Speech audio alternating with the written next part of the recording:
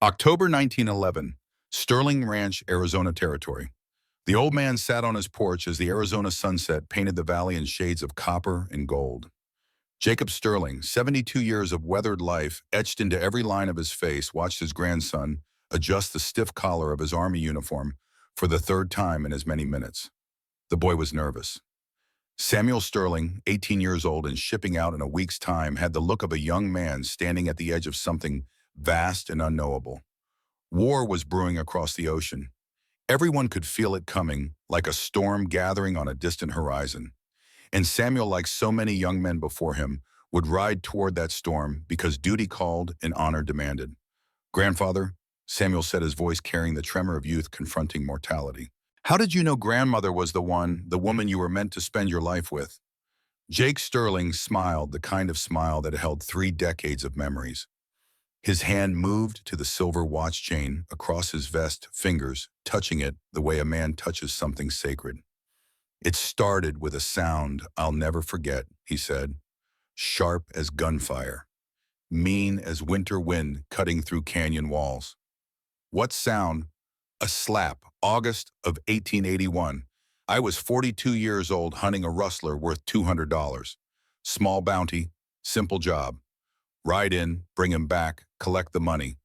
I'd done it 100 times before."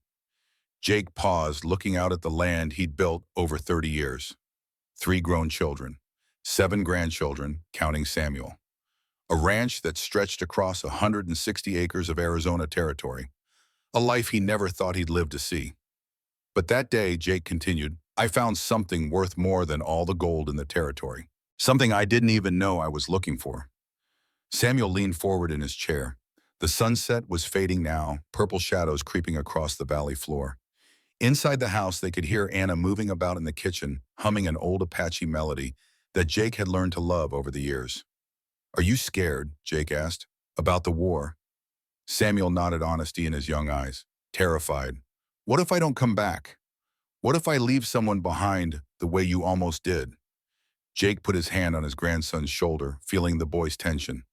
"Then let me tell you about the year I waited," he said. "About learning to love by letting go instead of holding on. About giving someone the freedom to choose you instead of needing you. Maybe it'll help you understand something I didn't learn until I was your grandmother's age." He settled back in his chair, memory carrying him across 30 years to a dusty town and a moment that changed everything. "I told you it started with a slap, but really it started 5 years before that. September of 1876, the night everything burned. August 1881, Dust Creek, Arizona Territory. Jacob Sterling rode into Dust Creek at the kind of hour when the desert sun turned the air into something you could almost see. Heat waves shimmered above the dirt road. The town drowsed in afternoon stillness. Most sensible people seeking shade until the worst of the day passed. At 42 years old, Jake Sterling looked like what he was. A man who'd seen too much death and carried it with him everywhere he went. His face was weathered leather creased by wind and sun and years of squinting at horizons. Gray touched his temples. Gray lived in his eyes, the kind of gray that came from watching the world take away everything you loved and then forcing you to keep living anyway. 5 years since Sarah and Emma. 5 years of waking up every morning and wondering why he bothered. 5 years of hunting dangerous men, because somewhere in the back of his mind, Jake hoped one of them would be faster than he was. That one day someone's bullet would find him before his found them, and the whole weary business of living would finally be over. But it never happened. Jake Sterling was too good at staying alive. Too fast with the Colt 45 that hung at his hip. Too skilled at reading men's intentions in the split second before they drew their guns. 14 men he'd killed in fair fights. 14 families somewhere that knew his name and cursed it. Fast Draw Sterling, they called him. A reputation that opened doors during the day and kept him awake at night. A name built on broken bodies and shattered lives, even if every one of those lives had been trying to take his first. He'd come to Dust Creek for Joaquin Reyes, cattle rustler, $200 bounty, simple job. The kind Jake could do in his sleep by now. Track the man, bring him in, collect the money. Ride to the next town and the next bounty and the next empty hotel room where the walls pressed in and the silence screamed. That was the plan. Then Jake heard the slap. Sharp, clean, echoing across the dusty street like a pistol shot. The sound of flesh striking flesh with the kind of force that came from habit, from cruelty so casual it didn't even need anger behind it anymore. Jake's hand moved to his gun before his conscious mind registered what he'd heard. 5 years of hunting killers had given him reflexes faster than thought. But then his eyes found the source of the sound, and everything else stopped mattering. Through the window of Blackwood's general store framed in dusty glass and afternoon light, Jake saw it happen. A man, heavy-set, maybe 48 or 50, with the kind of face that looked like it enjoyed causing pain. Silas Blackwood, though Jake didn't know his name yet. The store owner. A pillar of the community, no doubt. Respected businessman. Upstanding citizen. And standing before him a young woman. 19 at most, Jake guessed. Apache by the look of her. Dark eyes, dark hair, turquoise necklace at her throat catching the sun. Blood at the corner of her mouth where Blackwood's hand had connected. But what stopped Jake's breath wasn't the violence. He'd seen violence before. He'd done violence himself more times than he could count. What stopped him was the way the girl stood after being struck. She didn't cower, didn't cry, didn't crumble. She straightened her shoulders, held her chin high, met cruelty with a silence that carried more dignity than most men Jake knew could manage on their best days. There was something in her stillness that spoke of endurance, of 3 years of learning how to take a blow without breaking, of a spirit that refused to be crushed no matter how many times it was beaten down. Jake had seen that kind of strength once before. In Sarah in the early days of their marriage, when times were hard and money was scarce, and they'd made do with almost nothing. But Sarah had never needed to develop this girl's particular brand of strength, the strength that came from having no one to protect you, from learning that survival meant absorbing punishment and staying silent and never ever giving them the satisfaction of seeing you break. Through the glass, the girl's eyes found Jake's, dark eyes that held pain, held pride, held 3 years of suffering buried beneath carefully controlled courage. In that single moment, looking at this girl, he didn't know Jake understood something with absolute clarity. Walking away was no longer an option. He didn't know her name, didn't know her story, didn't know anything except that 5 years ago, he'd failed to protect Sarah and Emma, and here was another woman being beaten while everyone else in this godforsaken town looked the other way. Jake Sterling didn't believe in signs from God, didn't believe in second chances or divine intervention or any of the things that preachers talked about on Sundays. But he believed in this man defined himself by what he did when no one else was watching, by whether he walked past suffering or walked toward it, by the choice he made when choosing was hard and staying silent was easy. Jake tied his horse to the rail outside Blackwood's store.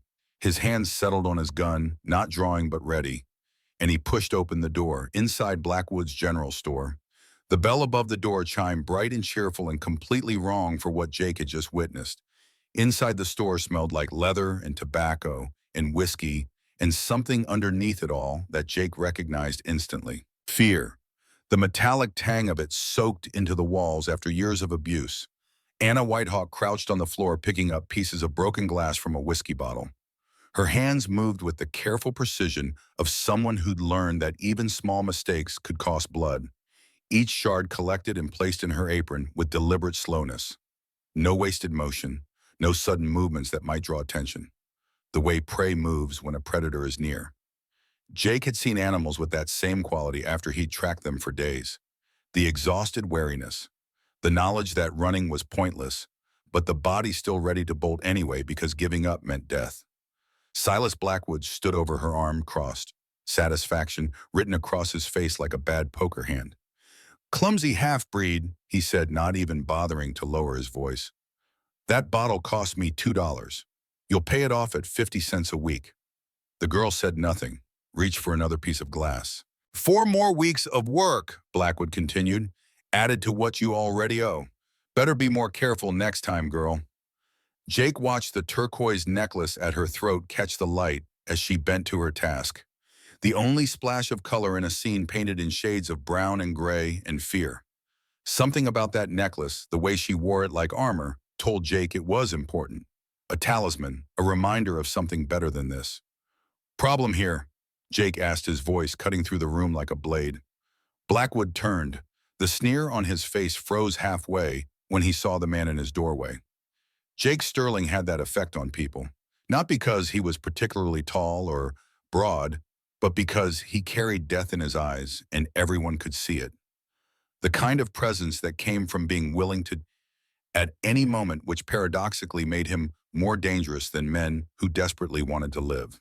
"Just teaching my workers some manners," Blackwood said, but his voice had lost its casual cruelty. Wariness crept into it instead. Jake's eyes moved to the girl. She'd stopped picking up glass, was staring at him now, brown eyes wide, calculating, trying to figure out if he was another threat or something else entirely. "Doesn't look like teaching to me," Jake said. "Looks like beating." "She's my worker," Blackwood said, puffing up the way weak men do when challenged. "Under contract, legal and binding. How I discipline her is my business." "Contract," Jake let the word hang in the air. "For what? How much she owe you? $150, plus room and board. She works it off." Jake looked at the girl again. "How long you been working it off?" Her voice when she spoke was quiet, but there was steel underneath the softness, the kind of strength that came from surviving what should have killed you. 3 years. 3 years. Jake did the math in his head. If she owed $150 and had been working for 3 years, that meant Blackwood was paying her about $4 a month after room and board. Slavery in everything but name. Federal law says debt bondage is illegal. Jake said, his voice still quiet, but something cold moving underneath it. Has been since 1867. Territory agrees. So unless you want a U.S. Marshal asking questions about your business practices, maybe we should discuss letting this young lady go her own way. Blackwood's hand twitched toward the shotgun under his counter. Jake's hand was already on his Colt. "I wouldn't," Jake said. The two men stared at each other across 10 feet of floorboards in bottled-up violence. Jake had been in this situation before, had pulled his gun and fired and watched men fall. It was mechanical by now, reflexive. He could kill Blackwood before the store owner's fingers touched the shotgun. But then Anna stood up, slow, deliberate, moving between the two men with the kind of courage that came from having nothing left to lose. Her hand slipped into her dress pocket and emerged with something that caught Jake completely by surprise. A thin Apache blade, 6 inches of steel that she'd somehow kept hidden for God knew how long. "I don't need anyone fighting for me," she said. Both men looked at her. The blade in her hand was steady as stone.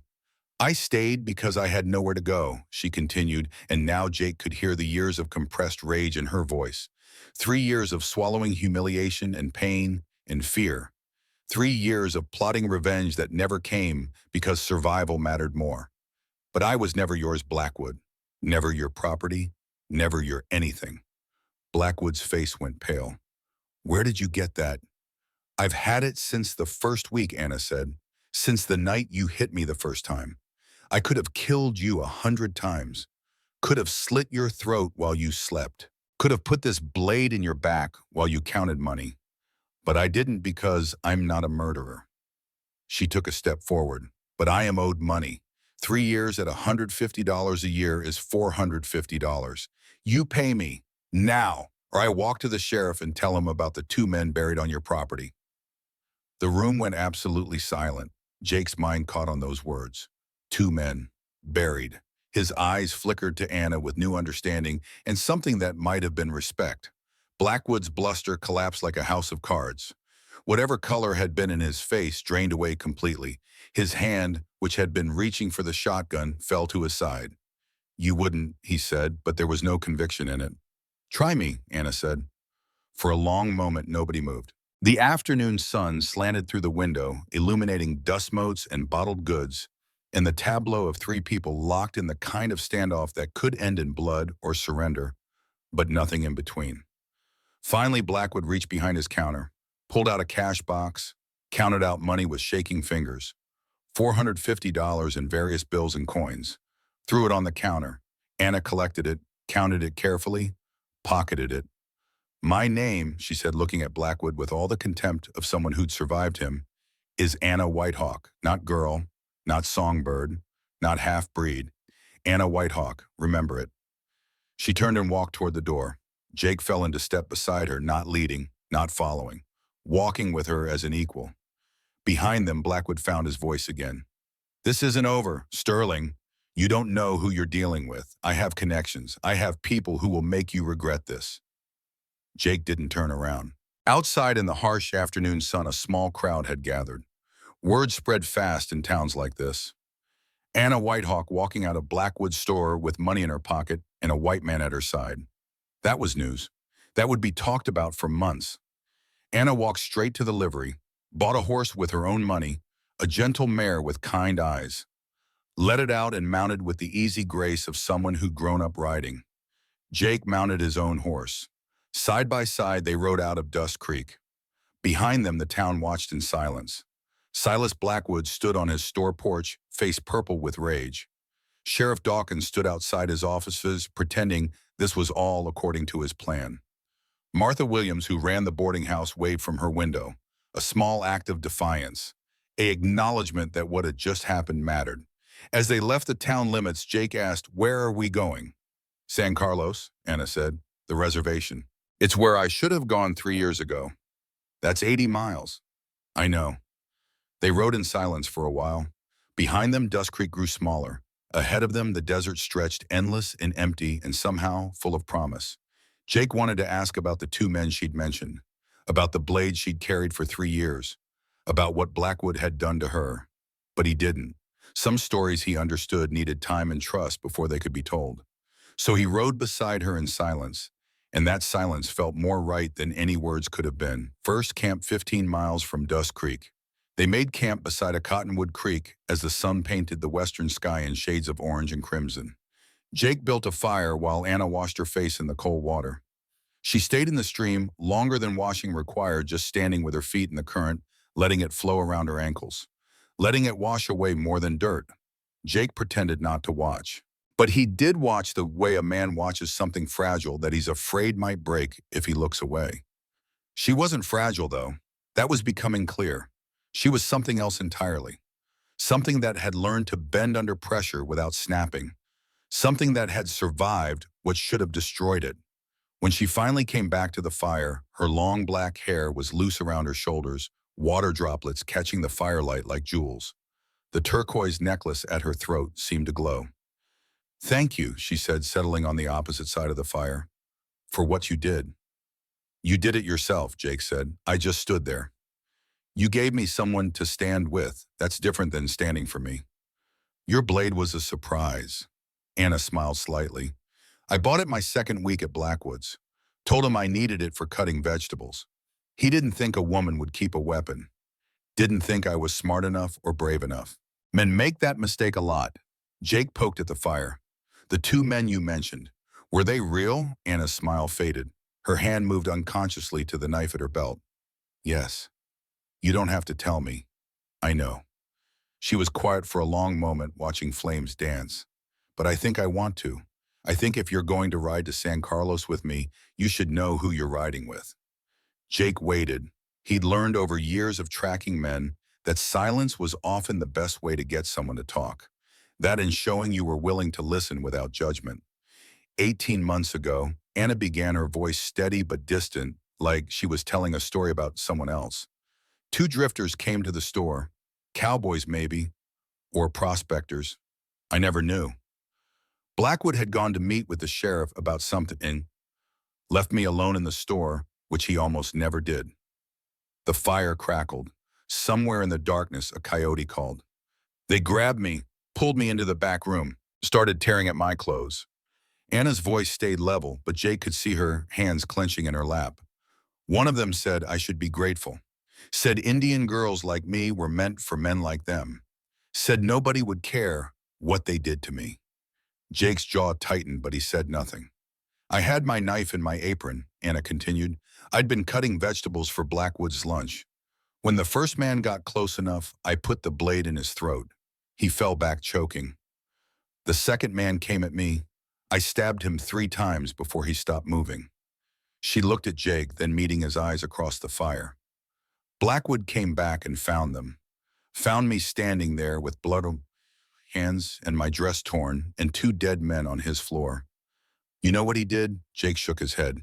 He made me drag their bodies out to the edge of his property, made me dig the graves myself, took me all night. He stood there watching, smoking his pipe, making sure I did it right. And when I was done, when I was covered in dirt and blood and exhausted, he said, "Now you're mine forever. You try to leave. I tell the sheriff, you murdered 2 men in my store.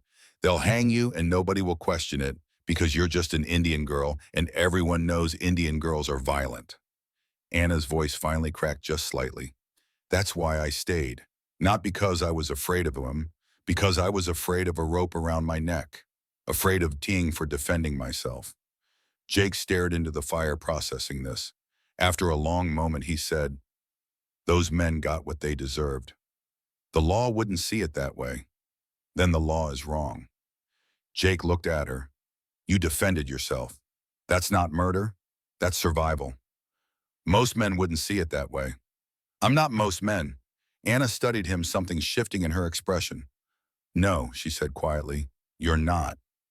More silence, comfortable now. The kind of silence that exists between people who've shared something important. Finally, Jake said, "My turn." Anna tilted her head, questioning. "You told me your story. Fair's fair, I tell you mine." He took a breath, staring into flames that reminded him too much of another fire 5 years ago. "September of 1876, he began.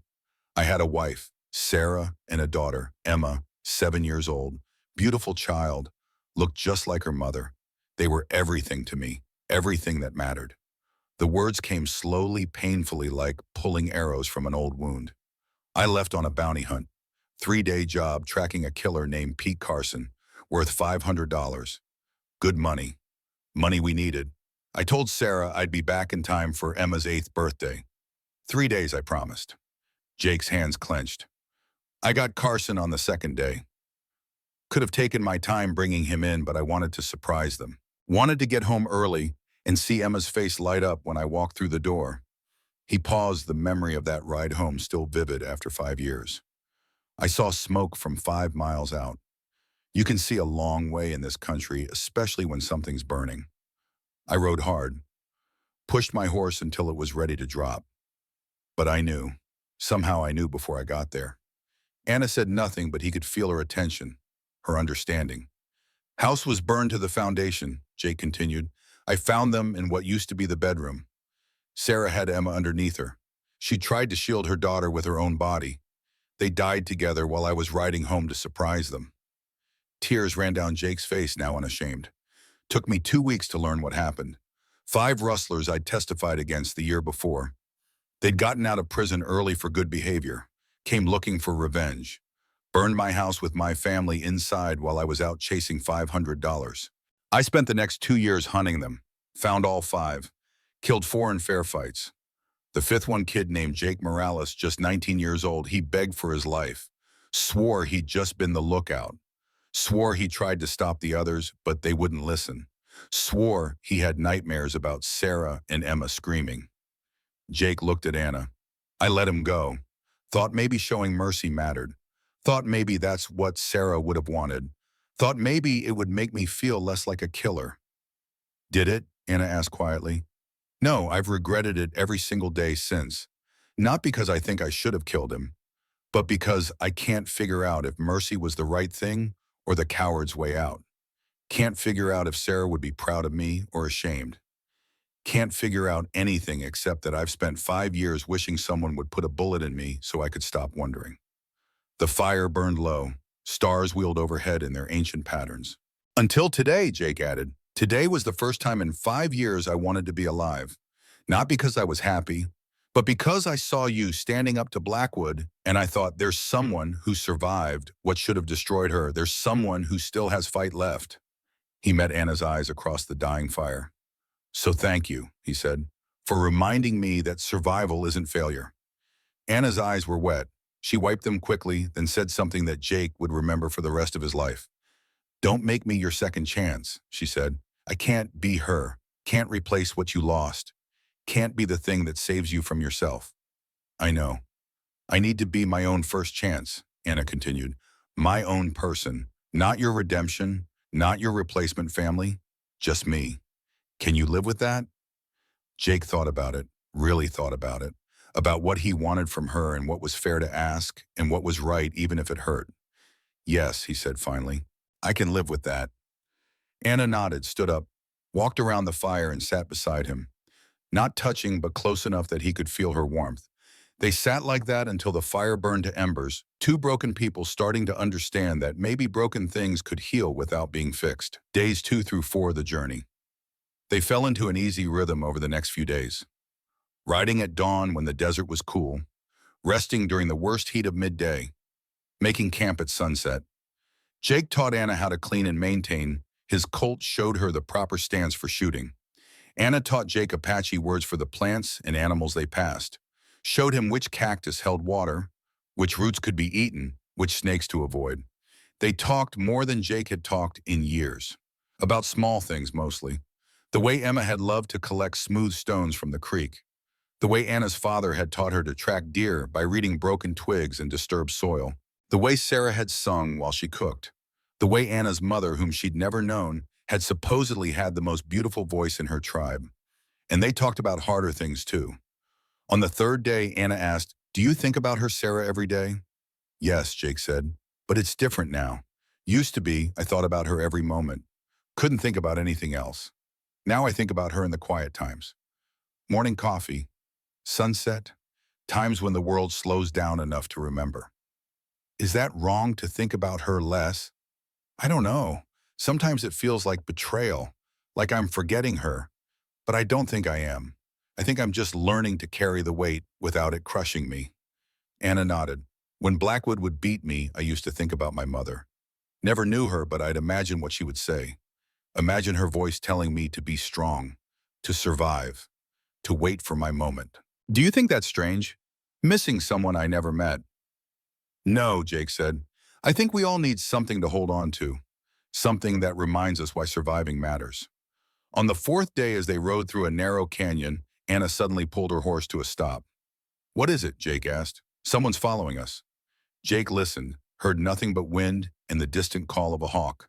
But he'd learned to trust Anna's instincts. She'd survived 3 years under Blackwood by being alert to danger. How many? He asked. One rider, maybe a mile back. Been following since yesterday. Jake thought about it. Could be innocent. Could be someone heading in the same direction. Or it could be exactly what his gut was telling him it was. Blackwood's man, he said. Anna nodded. That's my guess. What do you want to do? Anna looked at him surprised. You're asking me. It's your choice. We can confront him. We can try to lose him. We can keep going and see what he does. What do you want? Anna thought about it. Confront him. I'm tired of running. Tired of hiding. If Blackwood sent someone, I want to know. They found a good spot where the canyon widened into a natural clearing. Set up camp early, built a fire, and waited. The rider appeared just before sunset. Young man, Mexican, maybe 24 or 25, riding a paint horse and wearing a gun belt with an ease that suggested he knew how to use it. Jake recognized him instantly, felt his whole body go cold. Jake Morales, the fifth rustler, the one he'd spared 5 years ago. Morales recognized Jake at the same moment. His hand moved toward his gun, then stopped when he saw Jake's Colt already drawn. Sterling, Morales said, surprise and something else in his voice. Fear, maybe, or shame. Morales, Jake replied. His voice was flat, cold. The voice of a man looking at someone he should have killed years ago. Anna sensed the tension immediately. You know him? He helped kill my wife and daughter, Jake said, not taking his eyes off Morales. I let him live. Biggest mistake of my life. Anna's hand moved to her knife. Morales raised his hand slowly. I'm not here for trouble, Sterling. I work for Blackwood now. He sent me to bring the girl back. She's not going back, Jake said. I figured you'd say that. Morales shifted in his saddle. Look, I don't want to fight you. You gave me my life when you could have taken it. I'm trying to return the favor here. Just right away. Let the girl go back to Blackwood. He'll forget about you. But if you keep pushing, he's got connections. Territorial senator, federal judges, people who can make your life hell. Let him try. Morales sighed. Sterling, I'm asking you, man to man, walk away from this. Anna spoke up, then her voice hard as stone. My name is Anna, not the girl, and I'm not going back. Not ever. Morales looked at her for the first time, really looked at her, saw the determination in her eyes, the blade in her hand, the way she stood like someone who'd already survived the worst and had nothing left to fear. You don't understand what you're dealing with, Morales said to her. I understand perfectly, Anna replied. I understand Blackwood thinks he owns people. I understand you work for a man like that. I understand you were part of the gang that killed an innocent woman and child. Morales flinched like she'd struck him. So don't lecture me about understanding, Anna continued. Ride back and tell Blackwood I'm never coming back. Tell him if he sends more men, they won't get the mercy Sterling showed you. Morales's hand moved toward his gun. Jake's Colt was already aimed at his chest. Don't, Jake said quietly. For a long moment, nobody moved. The sun touched the western horizon, painting the canyon walls in shades of blood and gold. Three people locked in a moment that could end in death or mercy, and nobody quite sure which it would be. Jake spoke, his voice carrying the weight of 5 years of grief and guilt and decisions that haunted him. 5 years ago, I let you live because I thought mercy mattered, he said to Morales. Thought maybe you'd change, become a better person, prove that killing you would have been wrong. He paused, gun steady. But here you are, working for a man who beats women, steals cattle, destroys lives. That tells me one of two things. Either I was wrong to show you mercy, or you haven't had enough time to prove me right. Morales stared at him. I'm going to let you go, Jake said. One more time. Not because you deserve it, not because I think you'll change, but because if I kill you now, I prove to myself that mercy was a waste, that people can't be better than their worst moments. He lowered his gun. Right away, Morales. Tell Blackwood the woman is gone. Tell him if he sends anyone else, they won't get mercy. Tell him whatever you need to tell him, but don't follow us again. Morales stared at Jake for a long moment. Something moved across his face. Shame, maybe, or regret. Hard to tell. You're either the most honorable man I've ever met, Morales finally said, or the biggest fool. Probably both, Jake replied. Morales turned his horse and rode away. They watched until he disappeared around a bend in the canyon, hoofbeats fading into silence. Anna looked at Jake. Why did you let him go? Because you said surviving isn't failing, said mercy isn't weakness. I wanted to believe that, even though he helped kill your family, especially because of that. If I kill everyone connected to their deaths, when do I stop? Revenge doesn't have an end point. It just keeps going until you're as dead inside as the people you've killed. Anna studied him with new respect. You're stronger than I thought. Or stupider, Anna smiled. Maybe both. They made camp in silence, but it was a comfortable silence. The kind that exists between people who've shared something important, who've seen each other make difficult choices and understood the weight of those choices. That night, lying under stars that stretched from horizon to horizon, Jake felt something he hadn't felt in 5 years. Peace. Not happiness, not joy, just peace. The quiet knowledge that he was exactly where he needed to be, doing exactly what he needed to do. Beside him, Anna whispered into the darkness, "Thank you for respecting my choice to confront him, for not treating me like something fragile that needs protecting." "You're the strongest person I've ever met," Jake replied. "Why would I treat you like you're fragile?" Anna didn't answer, but Jake heard her breathing change, settling into the rhythm of sleep. He lay awake longer, watching stars wheel overhead, thinking about mercy and justice and the thin line between them, thinking about Sarah and Emma and whether they'd be proud of the choice he'd made today, thinking that maybe, just maybe, learning to live again wasn't betraying the dead. Maybe it was honoring them by refusing to die inside. Maybe that's what Sarah had meant in her last diary entry, the one he'd found months later in his saddlebag. Live, Jacob. Live for both of us. Maybe he was finally learning how. Sterling Ranch, October 1911. Old Jake stopped talking. The sun had set completely now. Purple darkness filled the valley, broken only by lamplight from the house windows. Inside, Anna was still humming that Apache melody. After 30 years, it still made Jake's heart ache with how much he loved her. Samuel sat quiet for a long moment, processing the story. "You let him go," the boy finally said. "The man who helped kill grandmother Sarah and Emma. You let him go twice, yes. Was it the right choice? Jake considered the question. I don't know. Never saw him again, so I can't tell you if he changed, but that wasn't really the point. What was the point? The point was, Jake said slowly, that revenge is easy, mercy is hard, and sometimes the hard choice is the right choice, even if you never know for sure. Samuel nodded, thinking about it, about the war he was riding toward, about the choices he'd have to make, about killing and mercy and the weight of both. Did grandmother teach you then? He asked. She showed me, through example. She endured 3 years of abuse but never let it break her. Never let it make her cruel. That's real strength. Not killing your enemies. Refusing to become like them. The kitchen door opened. Anna stepped out onto the porch, wiping her hands on her apron.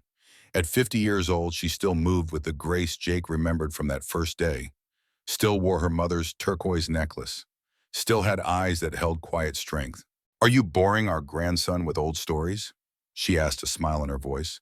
I'm telling him how we met. Oh, did you mention the part where I made you wait a year? Getting to that part tomorrow. Anna kissed Samuel's forehead, then Jake's cheek. Don't stay up too late. Samuel needs rest before he leaves. She went back inside. The screen door closed softly. Samuel looked at his grandfather. There's more to the story, isn't there? Much more, Jake said. Tomorrow I'll tell you about San Carlos, about Danny Whitehawk in the Apache trial, about the hardest decision I ever made. What decision? Letting her go, giving her the freedom to choose me or not choose me. Understanding that love isn't about holding on. It's about being brave enough to let go. Samuel leaned forward. Did she choose you? Jake smiled. That's tomorrow's story, but I'll tell you this much.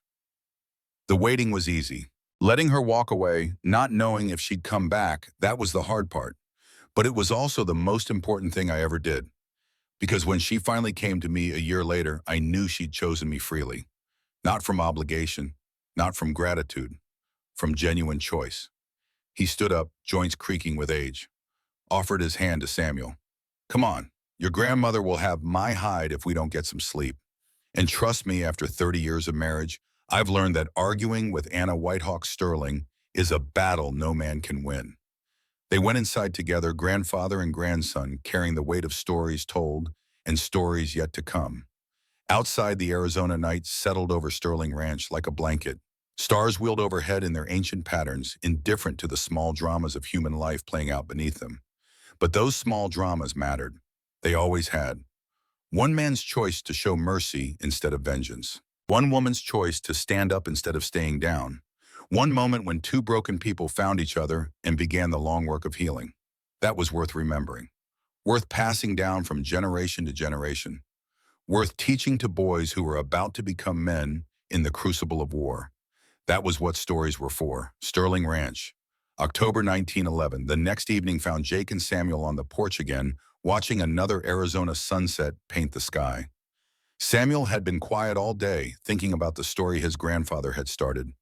About mercy and choices and the weight of both. You said you'd tell me about San Carlos, Samuel said, as they settled into their chairs. About letting grandmother go. Jake nodded, lighting his pipe. The tobacco smoke curled into the evening air, sweet and familiar. That part of the story is harder to tell, he said, because it's about learning that sometimes loving someone means giving them the freedom to choose something other than you. That's a lesson most men never learn. I almost didn't learn it myself. Samuel leaned forward. We reached San Carlos on the 7th day, Jake began. And that's where I met Danny Whitehawk, the man who loved your grandmother first. The man who bled for her. The man I had to prove myself against, not in violence but in understanding what love really means. Day 4 through 6, the road to San Carlos. The rhythm of their journey settled into something comfortable. Jake and Anna rode through country that shifted from desert scrub to rolling hills dotted with juniper and pinon pine. They talked more than they had in the first days, the initial wariness between them giving way to something like friendship. On the 4th morning, Anna asked him about Emma. What was she like, your daughter? Jake was quiet for a moment, the question touching old wounds. But they didn't hurt quite as sharp as they used to. Full of questions, he finally said. Always asking why. Why is the sky blue? Why do horses sleep standing up? Why do people hurt each other? Sarah used to say Emma would talk to a fence post if there was nobody else around to listen. Anna smiled. She sounds wonderful. She was. She loved horses. Made me promise that when she turned 8, I'd buy her a mare of her own. Specific color, too. Had to be Palomino. Nothing else would do. Did you get her one? Jake's throat tightened. I was going to surprise her when I got back from hunting Carson. Had already picked out a horse. 3-year-old mare, gentle as a lamb, exactly the color she wanted. Still had the horse when I came back and found the house burned. Ended up selling it because I couldn't stand to look at it. Anna reached across the space between their horses and touched his arm briefly. Said nothing. Sometimes silence was better than any words could be. On the 5th day, Jake taught Anna to shoot. They stopped at midday in a clearing ringed by red rocks. Jake set up targets, old bottles and cans arranged on a fallen log. Showed her how to hold the Colt, how to sight down the barrel, how to squeeze the trigger instead of pulling it. Feel the weight, he said, standing behind her, guiding her arms into position. The gun is heavy because what it does is heavy. Every time you pull this trigger, you better be sure and breathe it because you can't take it back. Anna fired, missed the first bottle by a foot. Again, Jake said. She fired 6 more times, hit 2 bottles on her last 2 shots. Good, Jake said, but I hope you never need to use it. Anna handed the gun back. I killed 2 men with a knife. If I'd had a gun, maybe it would have been easier. Easier to kill isn't always better, Jake said. Knife means you have to be close. Means you have to really mean it. Gun you can kill from a distance. Makes it too easy to not think about what you're doing. Is that why you've killed so many men? Because it's easy, Jake flinched. No, I killed because I'm good at it. Because it's what I knew how to do after Sarah and Emma died. Because some part of me hoped that if I killed enough bad men, it would balance the scales for not being there when my family needed me. Did it? No. They rode on in silence after that, but it was thoughtful silence. The kind that comes when 2 people are working through complicated truths together. On the 6th day, as they climbed into higher country, where the air turned cooler and pine trees replaced scrub brush, Anna suddenly said, "What will you do when we reach San Carlos?" Jake had been thinking about that question himself. "I'll see you home safe. Make sure you're settled. Then I'll ride on, I suppose." To where? Don't know. Find another bounty, another town, another hotel room where the walls press in. Anna was quiet for a moment. Then she said something that would echo in Jake's mind for months to come. For 3 years, I survived by not wanting anything. Wanting meant hoping. Hoping meant pain when it was taken away. So I stopped wanting. Stopped hoping. Just survived day by day, moment by moment. She looked at Jake. But now I'm free. And I don't know what to want anymore. Don't know how to hope again. Does that make sense? Jake understood completely. After Sarah and Emma died, I felt the same way. Wanting anything felt like betraying them. Like I didn't deserve to want things when they couldn't want anything anymore. So what did you do? I didn't do anything, just kept going through the motions. Until yesterday when you made me think that maybe survival isn't the same as giving up. Maybe it's the first step towards something else. Anna nodded slowly. I don't know what I want yet, but I think I want to figure it out. Does that count as wanting something? Yes, Jake said, that counts. They rode on as the sun arced across the sky. Ahead of them, the land rose toward a valley where smoke from cooking fires marked human habitation. San Carlos, the reservation. Home for Anna, the end of the journey for both of them. Or maybe Jake thought the beginning of something else entirely. Day 7, San Carlos Reservation. They crested the final ridge at sunset and the valley of San Carlos spread below them in the golden light. It was bigger than Jake had expected. Maybe 400 people living in a mix of traditional Apache dwellings and government-built structures. Gardens and corrals. A trading post. A small church. The bones of a community trying to survive in a world that wanted them gone. Anna stopped her horse at the top of the ridge. Just stopped and stared, her hand gripping the reins so tight her knuckles went white. How long since you've been here? Jake asked. Almost 4 years. Since my father died. The government agent said I was too civilized to live on the reservation. Said I spoke English, could read and write. Said I needed to live in town, work for a white family, learn to be more American. Her voice carried old bitterness. That's how I ended up with Blackwood. The agent sent me to him. Said Blackwood was a respectable businessman who'd teach me a trade. 3 years later, here I am. Jake wanted to say something about the government, about agents who treated people like property, about a system that called itself civilization while destroying anyone who didn't fit its narrow definition. But words felt inadequate against that kind of injustice. So he just said, "You're home now." Anna looked at him, and for the first time since he'd met her, he saw tears in her eyes. Am I don't know if I belong here anymore. Don't know if I belong anywhere. Then we'll find out together. They rode down into the valley as the sun touched the western horizon. People emerged from dwellings alerted by the sound of approaching horses. Word spread fast in communities this size. Anna Whitehawk was back, and she'd brought a white man with her. An older man with gray braids and a face carved by years of desert suns stepped forward. Thomas Greyhawk, though Jake didn't know his name yet. He looked at Anna with an expression that mixed joy and relief and something like pain. "Anna," he said, his voice rough with emotion. "Child, we thought you were dead." Anna dismounted and walked into his embrace. The old man held her like she was something precious that might break, like he was afraid she might vanish if he let go. "Thomas," Anna said against his shoulder, "I'm sorry I didn't come sooner." "You're here now. That's what matters." Thomas pulled back and looked at Jake with eyes that had seen too many broken promises from white men. "And who is this Jacob Sterling?" "He helped me leave Blackwood." Thomas studied Jake with the kind of attention that missed nothing. The gun at his hip, the way he sat his horse, the fact that he'd ridden into an Apache reservation alone, which meant he was either very brave or very stupid. "White men don't help for free," Thomas said. "I'm taking her home," Jake replied. "That's all." "We'll see." More people gathered now. Women and children, warriors and elders, all curious about Anna's return. All suspicious of the white man beside her. Jake understood. He'd given them plenty of reasons to distrust his kind. Then the crowd parted and a young man pushed through. Danny Whitehawk was 21 years old and carried himself like someone who'd learned to fight early and never stopped. Muscular with a scar across his left cheek that spoke of violence survived. His eyes found Anna and went wide with something between joy and disbelief. "Anna," he whispered.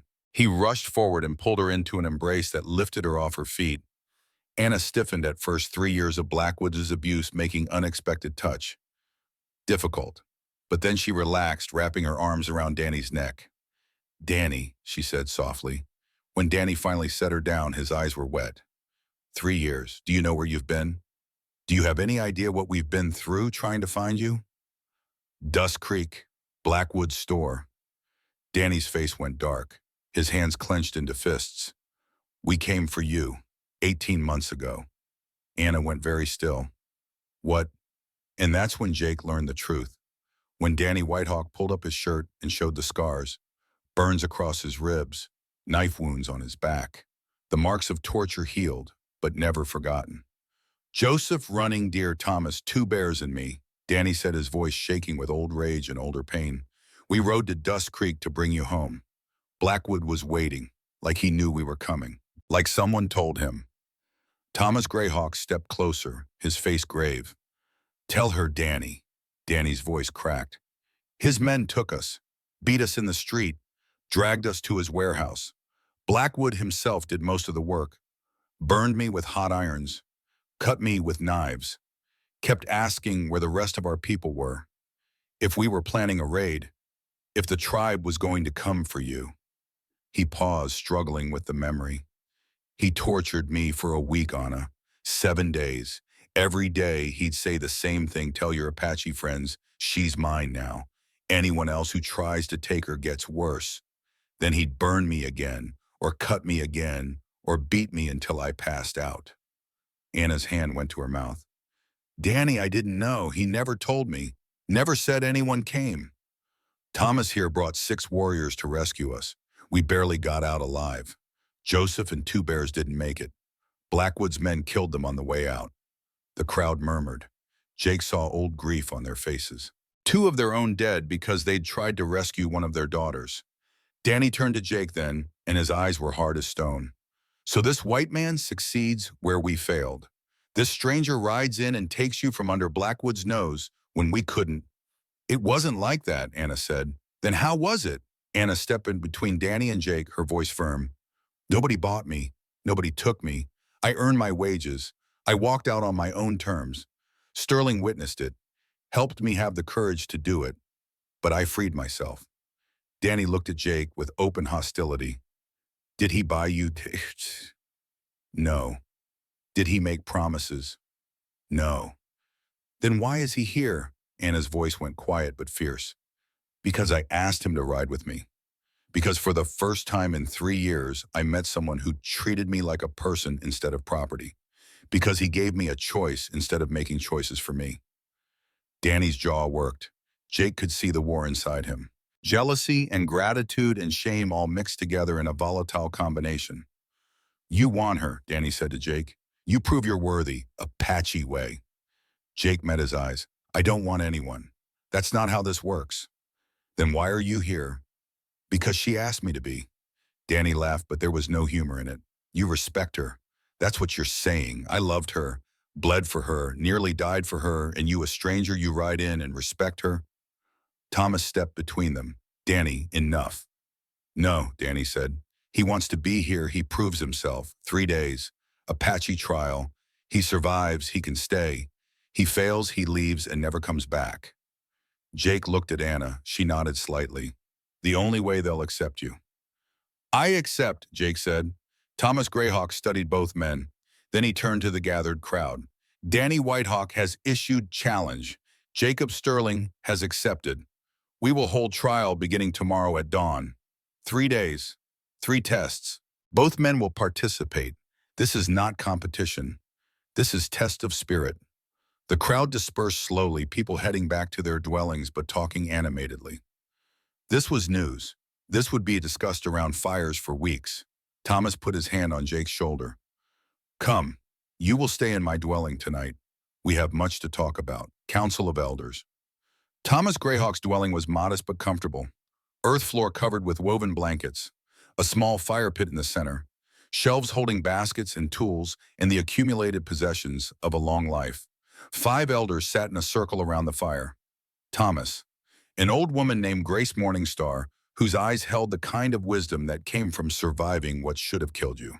3 others whose names Jake would learn later. Jacob Sterling, Thomas said. Sit. Jake sat crossing his legs the way they did, trying to show respect through imitation. Grace Morningstar studied him with eyes that seemed to see through skin and bone, straight to whatever passed for a soul. You helped Anna escape this Blackwood. She escaped herself, Jake said. I just stood with her. Why? Jake thought about how to answer that. Thought about Sarah and Emma and 5 years of grief. Thought about seeing Anna take that slap and not break. Thought about all the complicated reasons that had brought him to this moment. Because I failed to protect my own family once, he said finally. Because I was gone when they needed me. Because I've spent 5 years wishing I was dead. And when I saw Anna being beaten, something in me woke up. Made me think that maybe I could do one thing right. Maybe I could help one person who deserved better than what she got. Grace nodded slowly. So she is your redemption. No, ma'am, I hope she's not, because that wouldn't be fair to her. She's her own person, deserves to live her own life. I don't want her to carry the weight of fixing me. Then what do you want? Jake met Grace's eyes. I want her to be free, to have choices, to be safe. What she does with that freedom is up to her. Silence settled over the circle. The fire crackled. Outside, Jake could hear the sounds of the reservation settling into evening. Children laughing, women calling, the ordinary sounds of life continuing. Thomas spoke. Danny Whitehawk loved Anna before Blackwood took her. He still loves her. Tomorrow he will test you, not to defeat you, to see if you are worthy of standing beside our daughter. Do you understand, Swao? Yes, sir. Danny is young, angry. He carries shame about failing to rescue Anna. He will push you hard, try to break you. Are you prepared for that? I am. Grace leaned forward. What happens after the trial? If you pass, what then? Jake shook his head. I don't know. That's for Anna to decide. Not me, not Danny, her. Another elder, a man with white hair and burn scars on his hands, spoke for the first time. You are white. You know what your people have done to ours. Some of it, Jake said. Not all, but enough to know I'd be angry too if I were you. Yet you come here, alone, unarmed except for one gun. trusting us not to kill you for what your people have done. Yes. Why? Jake thought about it. Because Anna trusts you, and I trust her judgment. The elders looked at each other. Some silent communication passed between them. Thomas stood. You may stay 3 days. Trial begins at dawn. Danny Whitehawk will explain the tests. If you survive, we will speak again about what comes next. Jake stood sensing dismissal. Thank you. Do not thank us yet, Grace said. The trial will show us who you truly are. It will show you as well. Most men do not like what they find. Jake left the dwelling and walked out into the night. The reservation was quiet now, fires burning low, people settling in for sleep. He found a spot near the corral where he could see stars and tried to quiet his mind. Footsteps approached. Anna materialized out of the darkness, moving with the kind of silence that came from a lifetime of needing to be quiet. They're testing you, she said, settling beside him. Not touching, but close. I know. Danny's really good. He's been training to fight since he was 8 years old. I figured. So why did you accept? Jake looked at her. In the starlight, her face was all plains and shadows, beautiful in a way that had nothing to do with softness and everything to do with strength. Because walking away would prove I'm not worthy, he said. And maybe I'm not worthy, but I want the chance to try to be. Anna was quiet for a long time. Then she said, I need to tell you something. I'm listening. Danny and I were close before Blackwood took me, more than friends. Not quite, but heading that way. We were 16 and 19. Young, thought we had all the time in the world. Jake felt something twist in his chest but kept his voice level. Do you still love him? I don't know. The girl who loved Danny died in Blackwood's store. Or maybe she just changed so much she's not the same person anymore. I don't know if what I felt for Danny 3 years ago is still there. Don't know if I can feel that way about anyone after what happened. That's honest. I wanted you to know before the trial, wanted you to understand that this isn't simple, that I don't know what I want, that even if you pass every test they give you, might not be able to give you what you're hoping for. Jake reached over and took her hand, just held it. I'm not hoping for anything except seeing you safe and free to make your own choices. Everything else is just details. Anna's fingers tightened around his. How are you real? How is anyone this patient? I'm not patient. I'm just tired of taking things from people. Tired of the world being about what I want instead of what's right. They sat in silence until Anna finally stood. Get some rest. Tomorrow's going to be hard. She walked away, disappearing into the darkness as silently as she'd come. Jake lay back and looked at stars. Thought about Danny Whitehawk and the scars he carried. Thought about Sarah and Emma and whether they'd approve of what he was doing. Thought about Anna and the impossible complexity of wanting someone to be happy, even if it meant she chose someone else. Somewhere in those thoughts, he fell asleep. Day 1, Endurance Dawn came cold and clear. Jake woke to find half the reservation gathered in a natural amphitheater formed by red rocks. Men, women, children. Everyone wanted to see the white man tested. Everyone wanted to see if Danny Whitehawk would finally get his revenge for failing to save Anna. Thomas Greyhawk stood in the center of the clearing. Danny stood beside him, stripped to the waist, war paint on his chest and face. Ready. Jake walked down to join them, removed his gun belt, and handed it to Thomas. If this was a test of spirit, guns wouldn't help. 3 days, Thomas announced to the crowd. 3 tests. Both men participate, not competition. Both must complete to prove themselves worthy. He turned to Jake and Danny.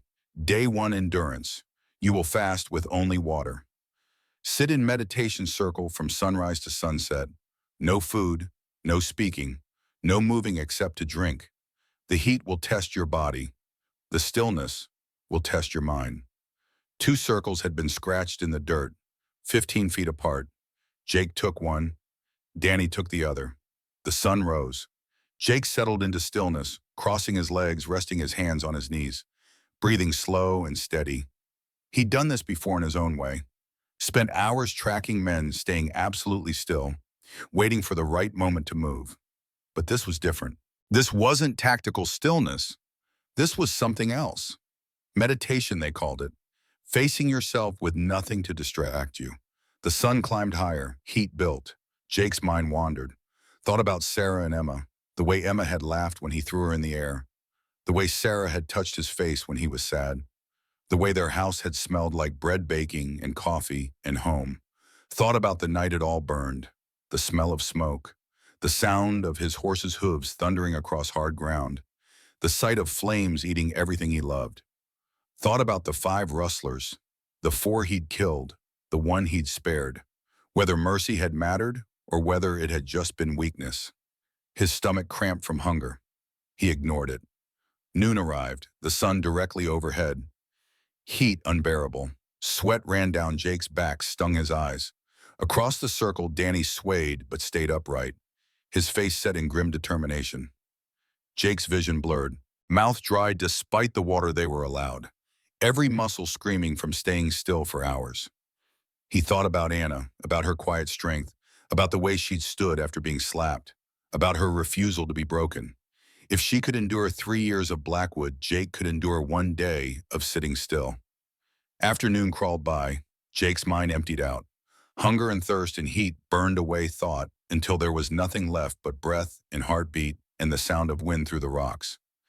In that emptiness, something changed. Some burden Jake had been carrying for 5 years became lighter. Not gone, just lighter. Bearable. The sun touched the western horizon. Thomas spoke.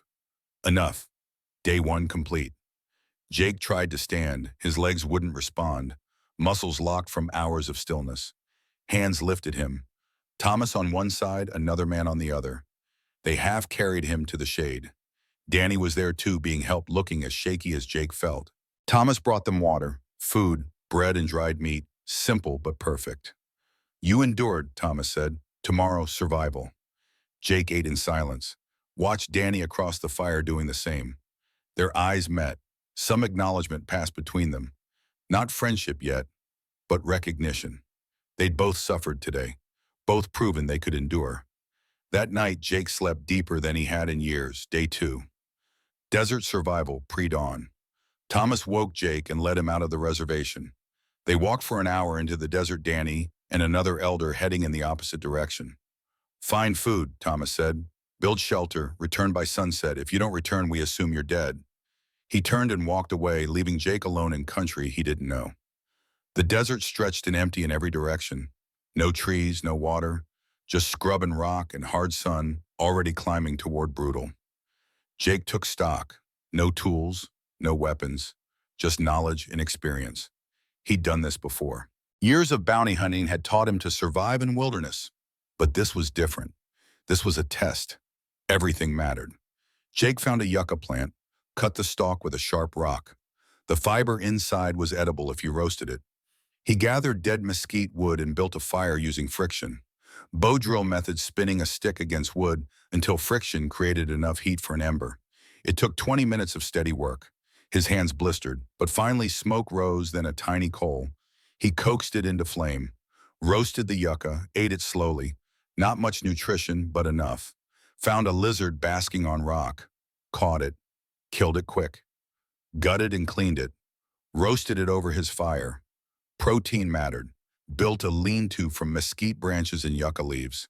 Would provide shade during the worst heat. Would break the wind if a storm came. Afternoon arrived. Storm clouds built on the horizon, dark and heavy with rain. Jake's shelter wasn't great, but it would have to do. He reinforced it with more branches. Dug a small trench around the perimeter to channel water away. The storm hit hard and fast. Desert storms always did. Rain came in sheets, wind howling, lightning splitting the sky. Jake huddled in his shelter. Water poured off the roof he'd made. The trench channeled it away from where he sat. Cold rain on hot skin. The smell of wet earth and creosote. He sat in the darkness and thought about what Thomas had said. The trial would show him who he truly was. Who was he? A killer. 14 men dead by his hand. A failure. Couldn't protect Sarah and Emma. A drifter. 5 years of running from town to town, bounty to bounty, trying to outrun grief. But maybe also something else. Maybe also a man who'd shown mercy when killing would have been easier. A man who'd helped someone who needed help. A man learning to live again after years of being dead inside. The storm passed. The sun emerged lower now, touching the horizon. Jake returned to San Carlos at sunset, soaked and exhausted but alive. Danny arrived 10 minutes later looking just as rough. Thomas nodded approval. You survived. Tomorrow, truth. Day 3, the Sweat Lodge. The Sweat Lodge was a small dome-shaped structure built from willow branches and covered with blankets and hides. Inside a pit held heated stones. Water poured on the stones, created steam so thick breathing became work. Jake, Danny, Thomas, Grace Morningstar, and 2 other elders crowded inside. The door was sealed. Darkness absolute. Heat crushing. Thomas poured water over the stones. Steam exploded. Temperature spiked. Jake's lungs burned with each breath. Truth requires darkness, Thomas said, his voice disembodied in the blackness. In darkness, we face ourselves without the lies we tell in daylight. In darkness, we speak what we are too afraid to speak in light. More water, more steam. Jake felt like he was drowning in hot air. Danny Whitehawk, Thomas said. Speak your truth. Danny's voice came from the darkness, rough, broken, raw. I failed, Anna. When Blackwood's men took me, I begged. I cried. I told them everything they wanted to know, just to make the pain stop. I felt shame so deep I wanted to die. He paused, breathing hard in the suffocating heat. I came back broken. The warriors who rescued us, they looked at me different after. Saw me as weak. Joseph and 2 bears died because we went. Because I convinced them to come. Their blood is on my hands. Jake heard the anguish in Danny's voice, the weight he'd been carrying for 18 months. I thought if I couldn't save Anna, I was unworthy of love, Danny continued. Unworthy of respect. Unworthy of anything. I held that shame until it poisoned everything. Silence thick as the steam. Thomas poured more water. Heat became unbearable. Jake's heart pounded. Vision swam even though there was nothing to see in the darkness. Jacob Sterling, Thomas said. Speak your truth. Jake had known this moment was coming. Had known he'd have to say things he'd never said aloud. Things he barely admitted to himself. I let my family die, he said, his voice cracking. September 18th, 76. I chose $500 over being home. Chose pride and reputation over safety. Chose wrong. The darkness pressed in. I killed 4 men for revenge. Shot them down in streets and saloons and one in his own home. Legal killings, fair fights, but motivated by hate, not justice. His chest tightened. I spared the 5th man, Jake Morales, 19 years old. He begged for his life. I gave it to him. And I've regretted it every day since. Not because I think I should have killed him, but because I can't figure out if mercy mattered or if it was just weakness. Can't figure out if Sarah would be proud of me or ashamed. Jake sucked in burning air. I used bounty hunting as excuse to die. Hoped someone faster would kill me so I wouldn't have to do it myself. Didn't happen. So I kept living, kept killing, kept dying inside. He paused, finding the core truth beneath all the others. Then I saw Anna, and something in me woke up. Something that had been dead for 5 years suddenly mattered again. I don't know if that's love. Don't know if I deserve love, but I know this. For the first time since Sarah and Emma died, I wanted to live, not just survive. Live. The silence that followed was heavy with shared pain. 2 men different in every way except this. Both carrying guilt that threatened to crush them. Both trying to figure out how to live with what they'd done and failed to do. Danny spoke again, his voice quieter now, thoughtful. Sterling. Yeah, I loved Anna first, bled for her, nearly died for her, but listening to you, I think maybe I loved the idea of Anna. Loved the memory of who she was before, loved what saving her would prove about me. He paused. But you don't want to own her. Don't want to prove anything. You just want her to have choices. Want her to be free. Another pause, then words that would change everything. Maybe love isn't about who did what first. Maybe it's about who's willing to let go, who's willing to give instead of take, who's willing to want someone's happiness more than their own needs. Jake heard the shift in Danny's voice, the beginning of acceptance, of understanding. More water on the stones, more steam. Heat beyond endurance. Thomas spoke. Trial complete. Both men proved endurance, proved survival, proved truth. Both worthy. The door opened. Fresh air rushed in like salvation. They emerged into sunset. The entire reservation had gathered again waiting. Thomas addressed the crowd. Danny Whitehawk and Jacob Sterling have completed the trial. Both have proven themselves. Both are worthy of respect. He turned to Anna, who stood at the front of the crowd. Anna Whitehawk, you must choose. Every eye turned to her, waiting, expecting her to choose between the two men who'd proven themselves. Anna stepped forward, looked at Danny, looked at Jake, looked at the gathered tribe. I choose me, she said. Shocked silence. I spent 3 years having no choice. Anna continued, her voice strong despite tears streaming down her face. Government chose for me. Blackwood chose for me. I was property passed from hand to hand, never asked what I wanted, never given the chance to decide my own path. She looked at both men.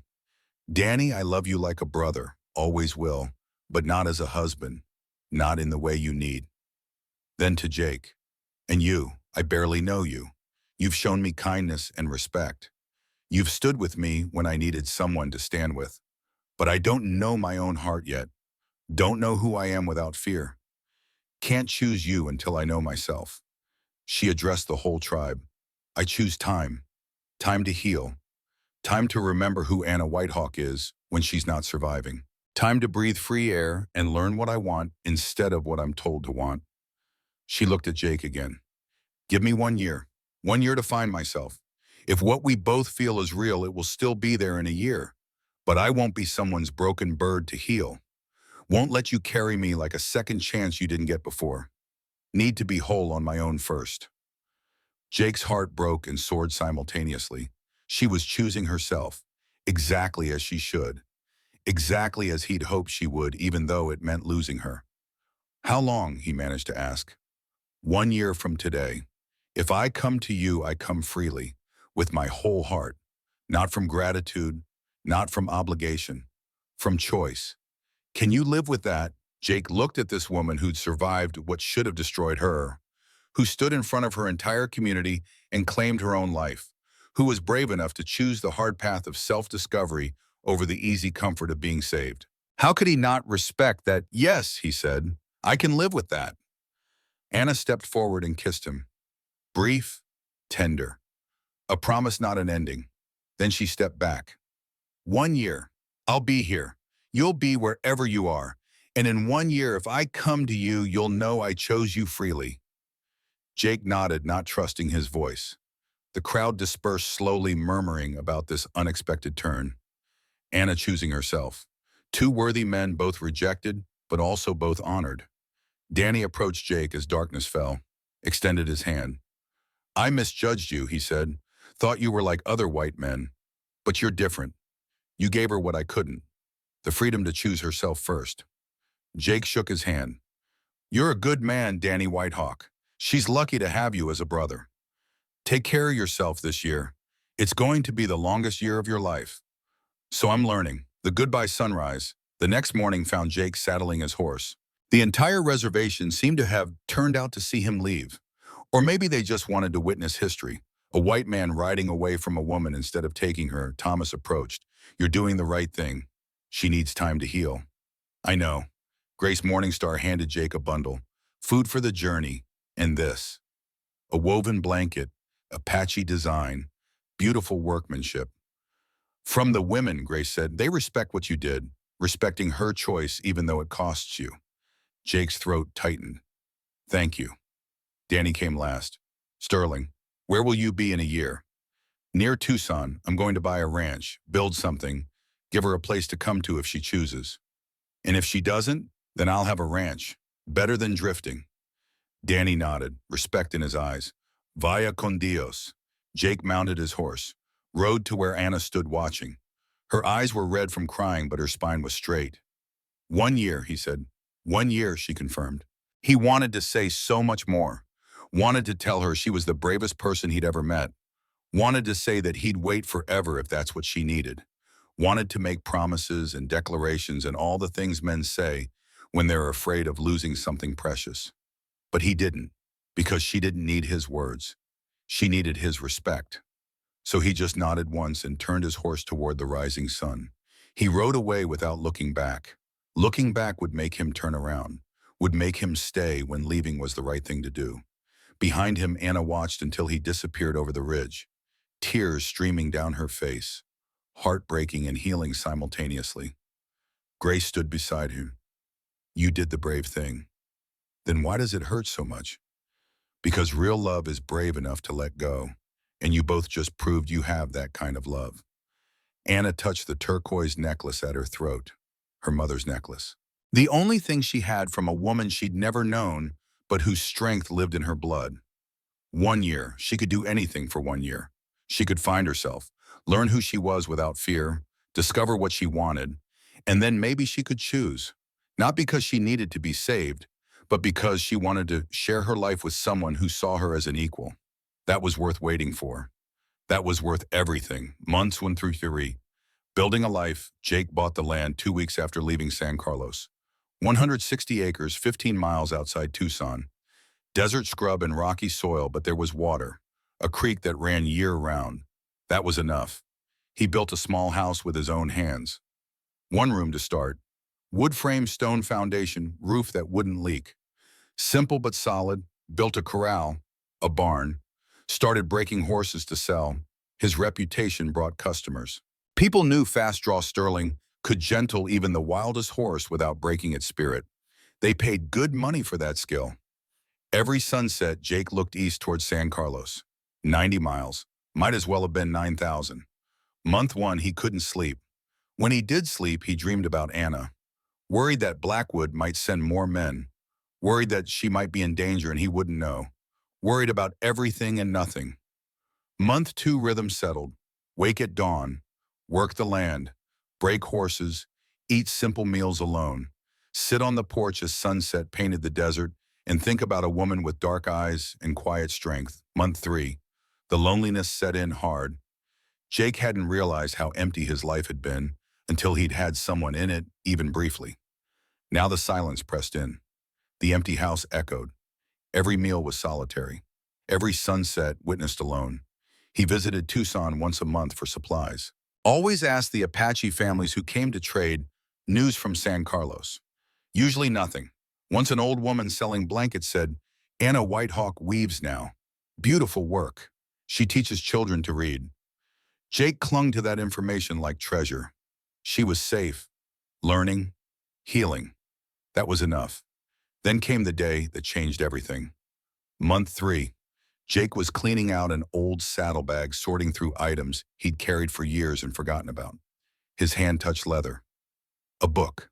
He pulled it out and his breath stopped. Sarah's diary. He'd thought it burned with the house. Must have grabbed it in the chaos and confusion of that terrible day 5 years ago. Shoved it in his bag and forgotten about it in the fog of grief. Now sitting on the floor of his half-built ranch house, Jake held the last words his wife had written. His hands shook as he opened it. Entries from the months before her death. Sarah's handwriting, familiar and achingly dear. September 10th, 1876. Jacob left today hunting that killer. Emma cried. Asked why Papa has to go. I told her Papa protects people. That's who he is. I'm proud of him for being that man. September 12th. Missing Jacob tonight. The house feels empty without him. But I understand. He's not just a bounty hunter. He's a man who stands up for what's right. That's the man I fell in love with. I wouldn't want him to be anything else. September 14th, the last entry, written the day before the fire. If you're reading this, my love, then I'm gone. Please don't blame yourself. You were being the man I married, the man I chose. Brave and honorable and willing to stand up when others won't. Live, Jacob, live for both of us. Find happiness. Find love again. Emma and I want that for you. We want you to be whole. Don't carry guilt for doing what was right. You didn't fail us. The men who burned our house failed us. You were exactly who you should have been. I love you. Always, Sarah Jake sat on the floor and cried. Deep, racking sobs that shook his whole body. Cried for Sarah, for Emma, for 5 years of guilt that he'd carried like a stone. Cried because Sarah had forgiven him from beyond the grave, had given him permission to live, had wanted him to find love again. Cried because he finally understood surviving wasn't betraying the dead. It was honoring them by refusing to die inside. That night, for the first time in 5 years, Jake slept peacefully. No nightmares of fire, no dreams of Sarah and Emma screaming his name, just deep healing sleep. And when he woke, the world looked different, brighter, full of possibility instead of just pain. He could wait a year. He could build a ranch. He could become the kind of man Sarah had loved, the kind of man Anna deserved. He could live. Months 4 through 6, Anna's journey at San Carlos. Anna was finding her own path toward healing. She wove blankets using techniques the elder women taught her, helped gather herbs for medicine, taught children to read using the skills white teachers had forced on her, turned trauma into gift. Month 4, the nightmares about Blackwood started fading. Not gone, but less frequent, less vivid. Her body was learning it was safe now. Month 5, she laughed for the first time in years, really laughed at something a child said. The sound surprised her. She'd forgotten what her own laughter sounded like. Month 6, Danny courted her respectfully, never pushing, just making his interest known, inviting her to walk with him, to share meals with his family, to be part of the community again. Anna realized something important. She loved Danny, but like a brother, like family, not the way a woman should love the man she'd spent her life with.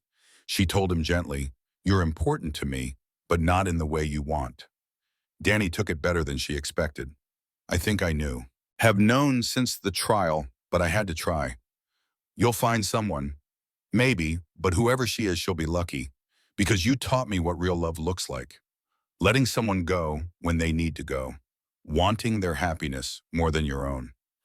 Every night, Anna touched the turquoise necklace her mother had worn, thought about Jake, wondered if he was still waiting, wondered if she was ready. Grace Morningstar found her one evening weaving by firelight. "You're making that blanket for him, aren't you?" Anna looked at her work. Apache patterns mixed with designs that spoke of the frontier. Two worlds blending. Maybe, or maybe I'm making it for me, to remember who I am, both Apache and American. Both strong because of my mother and strong because of what I survived. "You've decided to go to him." It wasn't a question. "Yes," Anna said. "Not yet. But when the year is done, I'm going to choose him."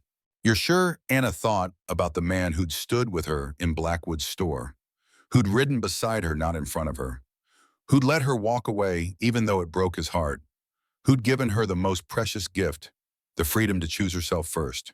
"Yes," she said, "I'm sure." But she had 3 more months. 3 more months to be certain, to heal completely, to become the woman who could love freely instead of from necessity. 3 more months until she'd ride toward a ranch near Tucson and see if the man waiting there was still the man she remembered. 3 more months until she'd make the choice that would define the rest of her life. She could wait. She could heal. She could become whole. And then finally she could choose love. Not because she needed it, but because she wanted it. That made all the difference. Sterling Ranch, October 1911. The third evening found Jake and Samuel on the porch again, the ritual now familiar. The old man's pipe smoke curled into the twilight. The grandson sat forward, eager for the conclusion. "So you waited," Samuel said. 6 months already gone. Did grandmother really make you wait the full year?" Jake's expression darkened slightly. "The waiting wasn't the hard part. Not really. The hard part came in month 6 when everything I feared might happen did happen. When I had to choose between respecting Anna's wish to handle her own life and riding to help when she needed it most." He paused, remembering. "That's when I learned the difference between saving someone and standing beside them, between being a hero and being a partner.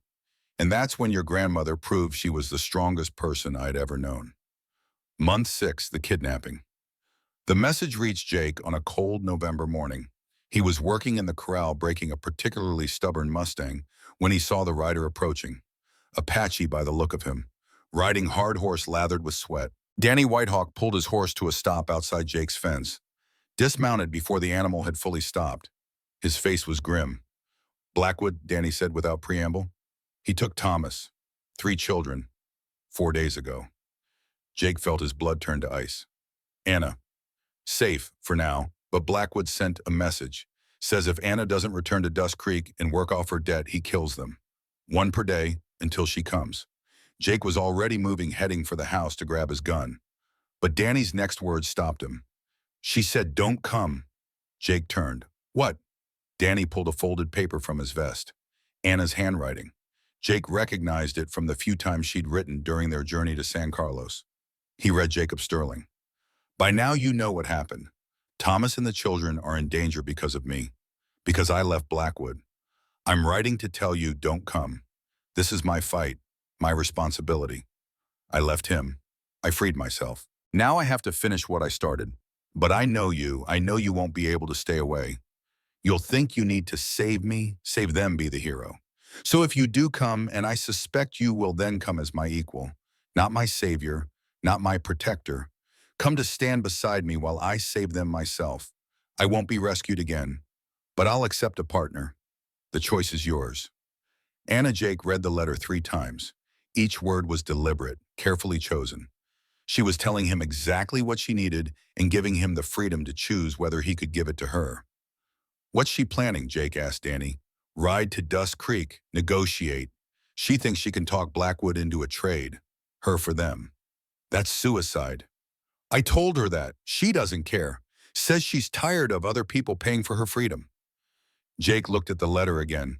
Come as my equal, not my savior. He understood what she was asking. Understood it would be the hardest thing he had ever done. To ride toward danger and not take control. To let her lead. To trust that she knew what she was doing even when every instinct screamed to take over and fix everything himself. But that's what love meant, wasn't it? Not doing what was easy for him. Doing what she needed from him. When does she plan to go? Jake asked. Tomorrow at dawn. She's giving me tonight to try to talk her out of it. You won't succeed. I know, but I have to try. Jake looked at his ranch, at the house he'd built, at the life he'd started constructing during these months of waiting. Then he looked at Danny. I'm coming, not to save her, to stand with her. Tell her that. Danny nodded slowly. She'll be glad. Even though she told you not to come, she'll be glad. How do you know? Because I know Anna. She's strong enough to do this alone, but she's also smart enough to know she doesn't have to be. The plan, Jake rode through the night and reached San Carlos by dawn. The reservation was in chaos. Warriors wanted to attack Dust Creek immediately. Elders counseled patience. Women wept for the missing children. And in the center of it all, Anna stood calm as stone. She'd changed in 6 months. Looked stronger. More certain. The girl who'd crouched on Blackwood's floor picking up broken glass was gone. In her place stood a woman who'd found herself. When she saw Jake, something flickered across her face. Relief maybe, or vindication. She'd known he'd come. You got my letter, she said. I did. And you came anyway. As your equal, not your savior. Anna studied him. Can you really do that? Stand back and let me handle this my way. Jake thought about it honestly, about his instinct to take over, to be the man with the gun who fixed everything with violence. I don't know, he admitted, but I'll try, because that's what you need from me. Anna's expression softened. Thank you for the honesty. They stood looking at each other. 6 months since they had said goodbye on this very spot. 6 months of growing and healing and becoming who they needed to be. I have a plan, Anna said. It's not a good plan, but it's the only one I can think of that doesn't get everyone killed. She laid it out for Jake Danny Thomas's wife Mary and the tribal council. Blackwood wants me. Fine. I'll go to him, but not as his prisoner, as someone negotiating a trade. Me for the hostages, but I won't actually surrender. I'll stall, keep him talking, give you time to get the hostages out. How do we get them out? Danny asked. Blackwood's keeping them in his warehouse. Same place he kept you 18 months ago. There's a back window, small but big enough for children. Adult could maybe squeeze through. She looked at Jake. You're good at being quiet, at moving without being seen. Can you get them out while I keep Blackwood distracted? Jake nodded. Yes, but what about Thomas? He won't fit through a window. That's where the warriors come in. Once the children are safe, once they can't be used as leverage, then you fight. Not before. I won't risk children's lives. It was a good plan, better than Jake had expected. She'd thought through the details, considered the risks, found the balance between boldness and caution. What about you? Mary Greyhawk asked. Once the hostages are safe, what stops Blackwood from killing you? Anna touched the knife at her belt, the same blade she'd carried for 3 years in Blackwood's store. "I do," she said simply. The council debated for an hour. Jake stayed quiet, letting them work through it. This was their decision to make, not his. Finally, Thomas's eldest son, Grey Wolf, spoke. "Anna's plan is good. We follow it. But we need backup, insurance." He looked at Jake. "Sterling, you know the law, know how white men think. If we raid Dust Creek, even to rescue our people, soldiers come. We need this to be legal." Jake understood. Federal marshals. If we can get them involved, this becomes a law enforcement matter, not an Indian raid. "Can you do that?" "Maybe. There's a marshal in Tucson. Good man. If I can prove Blackwood kidnapped people, he'll have to act." "Proof," Grey Wolf said. "How?" Jake thought about it. About Blackwood's connections. About territorial politics. About the way powerful men insulated themselves from consequences. Blackwood's keeping them in his warehouse. He's not hiding it. He's daring you to come get them because he knows attacking him brings soldiers down on the reservation. That arrogance is his weakness. He's committing federal crimes in plain sight. So I ride to Tucson first, get the marshal, bring him to Dust Creek to witness. Then Anna goes in. If Blackwood refuses to release the hostages, even when a federal marshal orders it, he's finished. No political connection can save him from defying a direct federal order. The council looked at each other. It was risky, required timing, required trust that the marshal would act, but it was also smart. "Do it," Grey Wolf said. Jake turned to leave, but Anna's voice stopped him. "Jacob." He turned. "Come back," she said quietly. "I need you to come back." "I will." They looked at each other across the crowded room. 6 months of separation, 6 months of growth, 6 months of learning who they were apart so they could choose to be together. "I know," Anna said, though he hadn't spoken. Then she smiled, small but real. "Go get your marshal." Marshal Thompson. William Thompson had been a federal marshal for 23 years. He'd seen every kind of crime humans could invent, and most of the stupid ways they tried to justify it. So when Jake Sterling walked into his Tucson office at sunset talking about kidnapping, Thompson listened. "Silas Blackwood," Thompson said when Jake finished his story. "I know that name. Territorial senator's been protecting him for years. A lot of people have tried to bring charges. None of them stuck." "This will stick," Jake said. "He's holding 4 people hostage in his warehouse, including a tribal elder. He's demanding a woman return to work for him under debt bondage, which has been illegal for 14 years. And he's threatened to kill hostages if she doesn't comply." Thompson leaned back in his chair. "You can prove this. Ride to Dust Creek with me, see for yourself. If I show up with you, Blackwood will know something's wrong. Then show up after. Give me 2 hours head start. I'll have Anna in position. You arrive, witness the situation, make your arrest." Thompson studied Jake with the careful attention of a man who'd survived 2 decades in a dangerous profession by reading people accurately. "You're fast draw, Sterling." "I am. Killed 14 men. All of them fair fights. Why do you care about this Apache woman and some reservation children?" Jake met his eyes. "Because someone has to. And because I'm tired of looking the other way when bad men do bad things." Thompson was quiet for a long moment. Then he stood and reached for his gun belt. "Let's go remind Silas Blackwood that the law reaches everyone, even men with powerful friends." Dust Creek, the confrontation. They timed it perfectly. Jake rode into Dust Creek at noon the next day. Anna arrived from the opposite direction 30 minutes later. Marshal Thompson and 2 deputies positioned themselves outside town waiting for Jake's signal. The town looked the same as it had 6 months ago. Same dusty street, same wooden buildings baking in the desert sun, same people pretending not to see injustice happening in front of them. But something was different. Word had spread. Silas Blackwood had kidnapped people. Federal law was coming. The comfortable fiction that Blackwood was just a respected businessman was crumbling. Martha Williams stood outside her boarding house watching. When Jake rode past, she nodded once. Small act of courage. Acknowledgement that sides were being chosen.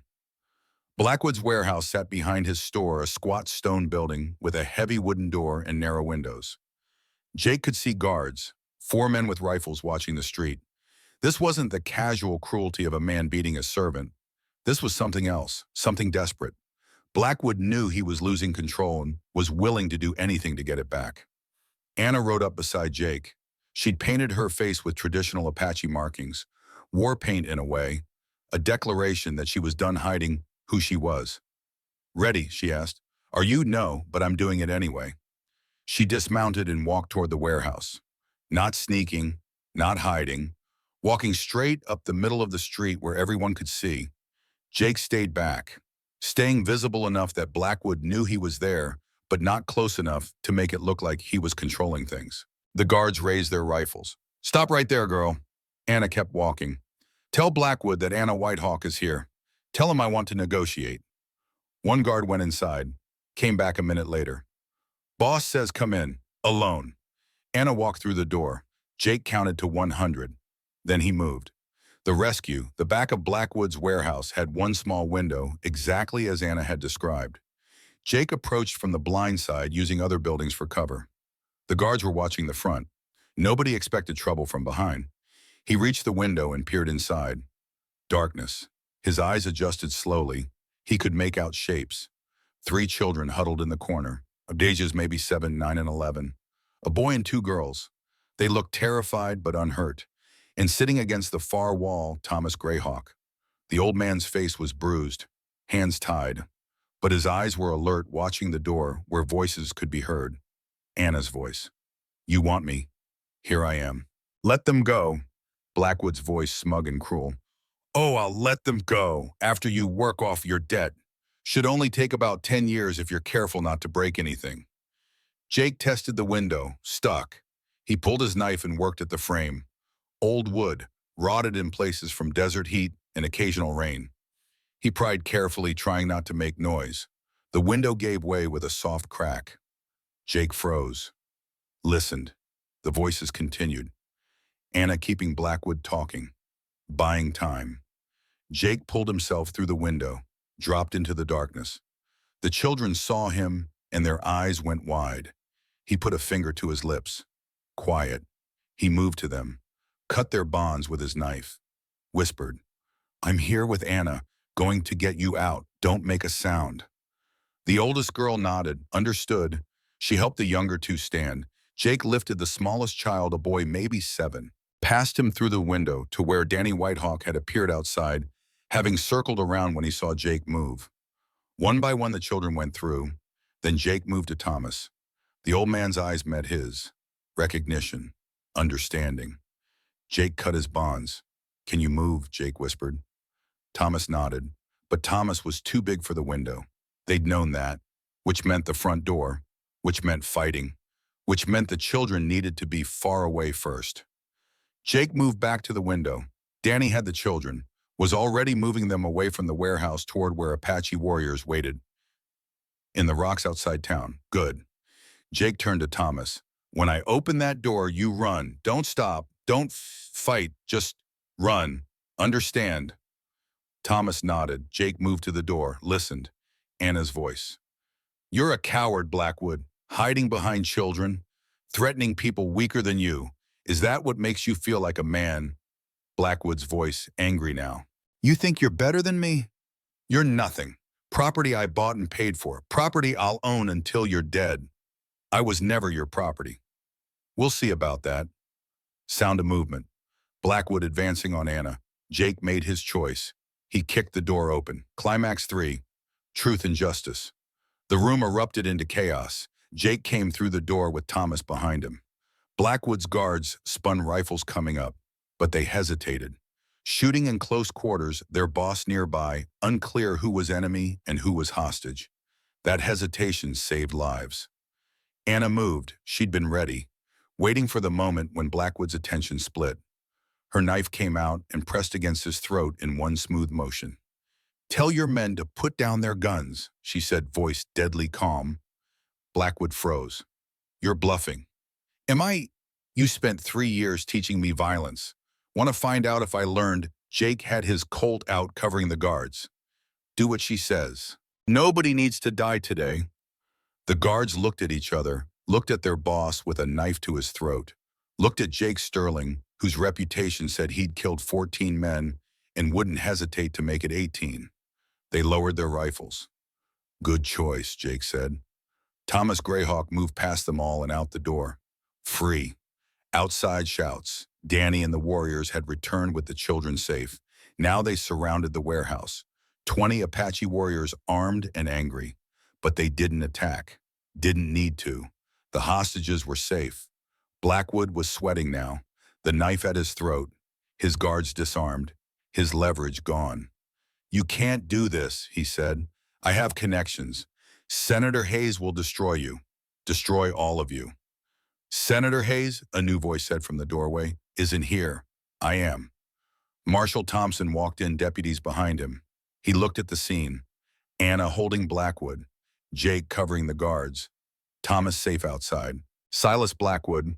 Thompson said, you're under arrest for kidnapping, assault, unlawful imprisonment, and about a dozen other federal charges I'll think of on the ride to Tucson. Blackwood's face went pale. You can't. I know your boss. I know the territorial governor. One word from me and your career is over. Thompson smiled, cold. See, that's where you're wrong. Federal marshals don't answer to territorial governors. We answer to the Department of Justice in Washington, and they take a real dim view of kidnapping. He nodded to his deputies. Arrest him and his men. Anna lowered her knife. Step back. Let the deputies take Blackwood. As they led him out in chains, Blackwood looked at Anna with pure hatred. This isn't over. Yes, Anna said quietly. It is. They took him away. The warehouse emptied. Suddenly it was just Jake and Anna in the room where it had all happened. Anna's hands were shaking now, adrenaline fading, the reality of what she'd done catching up. You did it, Jake said. We did it. No, you did it. I just helped. Anna looked at him, really looked at him. You stood back. Let me lead. Even though every instinct must have been screaming to take over. It was hard. I know. Thank you. They stood in the dusty warehouse sun slanting through the windows, and something passed between them. Understanding, respect, the recognition that they'd both changed in the 6 months apart. Jake had learned to let go of control, to trust someone else to be strong. Anna had learned she could lead, could make hard choices, could save herself and others without needing a hero. 6 more months, Anna said softly. I know. I need them. Need to finish what I started. Finish becoming who I'm meant to be. I understand. Anna stepped closer. But I want you to know, when the year is done, I'm coming to find you. Not because I need you, because I choose you. Jake's breath caught. You're sure, more sure than I've been of anything. She kissed him, deeper than before. A promise and a commitment and a declaration all at once. When she pulled back, her eyes were bright with tears and joy. 6 more months, she said again. Then we'll see if you're still waiting. I'll be waiting, months 7 through 12, the long wait. The months after Blackwood's arrest passed slowly for Jake. He worked his ranch, built a second room onto his house, bought more horses, slowly built a life that felt like it might be worth living. He received news occasionally through Apache traders who passed through Tucson. Month 7, Blackwood went to trial, convicted on all charges, sentenced to 20 years in territorial prison. Senator Hayes tried to intervene, but the federal charges held. Justice for once actually worked.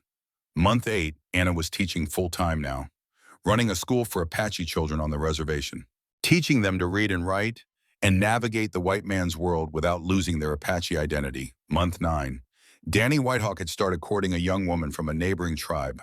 Anna had encouraged it, told him he deserved happiness.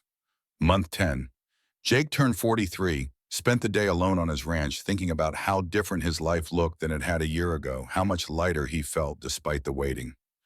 Month 11, first snow in the high country. Jake wondered if Anna was warm enough, if the children in her school had enough blankets, if she thought about him the way he thought about her every single day. Month 12, spring came. Green spreading across the desert, flowers blooming, life returning. And one morning, Jake woke up and realized today was the day.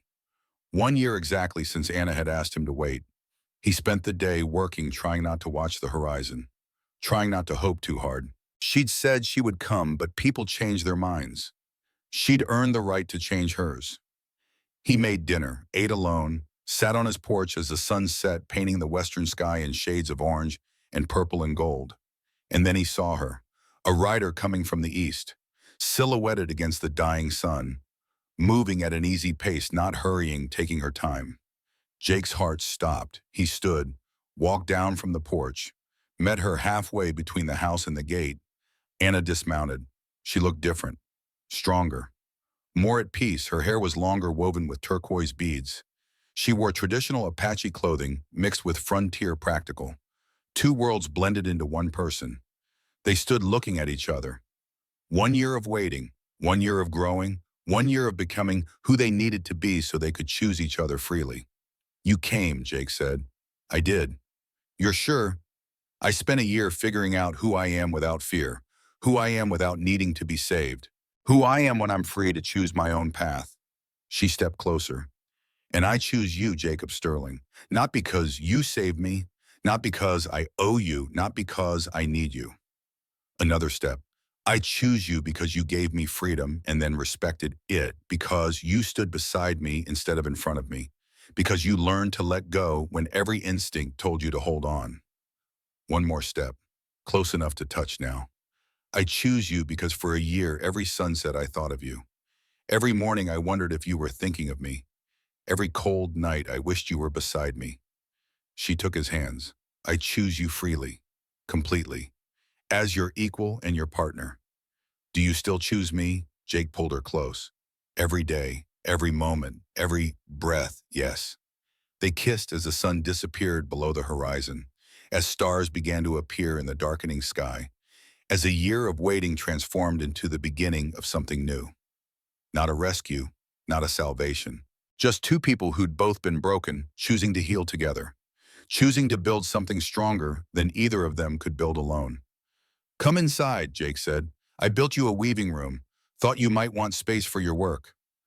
Anna's eyes filled with tears. "You built me a weaving room. Wanted you to know this is your house as much as mine, your life, your choice." She laughed through her tears. "How are you real?" "I'm not perfect. I'm just trying to be worthy of you." "You already are." They walked toward the house together, hand in hand, two people stepping into a future they'd earned through patience and respect and the hard work of becoming whole. 30 years later, the legacy. But that wasn't the end of the story. That was just the beginning. Jake and Anna married in a ceremony that blended Apache traditions with frontier customs. Thomas Greyhawk performed the Apache rites. Martha Williams stood as witness. Danny Whitehawk gave Anna away with a smile on his face and genuine happiness in his eyes. They built a life together over the next 30 years. 3 children. Sarah Emma Sterling, named for Jake's first family. Thomas Sterling, named for the man who'd given Anna family when she had none.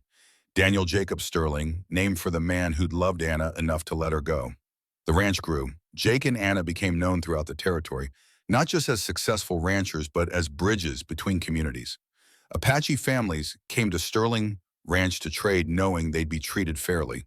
White families came to learn about Apache culture, to understand their neighbors instead of fearing them. Anna's school expanded. She taught generations of Apache children to navigate both worlds, to be proud of their heritage while learning the skills they'd need to survive in a changing world. Jake never drew his gun again after Blackwood's arrest, hung his coat on the wall and left it there. Found out he was better at building things than destroying them. Danny Whitehawk married and had children of his own, remained close to Anna and Jake, uncle to their children, friend, and brother. He died at 57, peacefully surrounded by family. His last words to Anna: "Thank you for teaching me what real love looks like." Thomas Greyhawk lived to 86, saw his people survive when everyone said they wouldn't, saw bridges built between communities, saw his adopted daughter happy and whole.